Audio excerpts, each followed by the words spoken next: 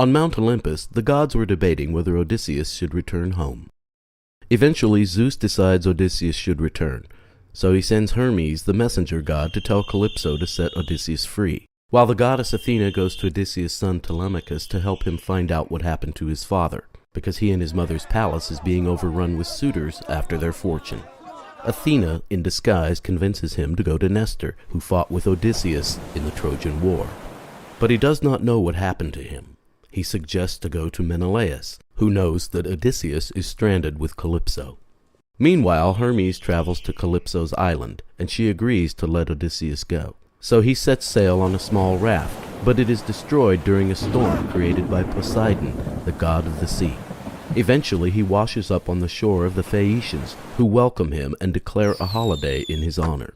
Odysseus proves his strength by throwing a discus farther than anyone else. Then, King Alcinous asks him who he is, so Odysseus starts his story. After leaving Troy, Odysseus and his men attacked a city, but reinforcements arrive and they had to flee.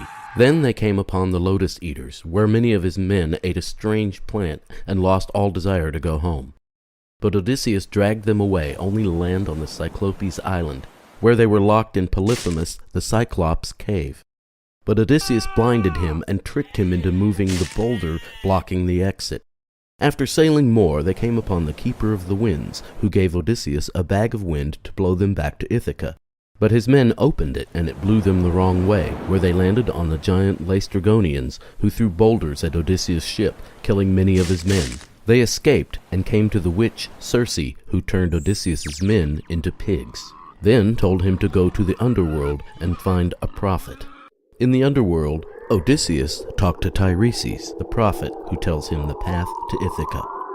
Then they passed the Sirens, who lure sailors to crash on their rocks, but Odysseus' men tied him to the mast of the ship. Once they passed the Sirens, they came upon the whirlpool Charybdis.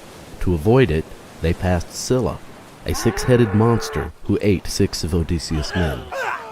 Next, they came to the island of the sun, where Odysseus' men sacrificed the sun's sacred cattle, and the ship was destroyed, leaving Odysseus as the sole survivor to wash up on Calypso's island.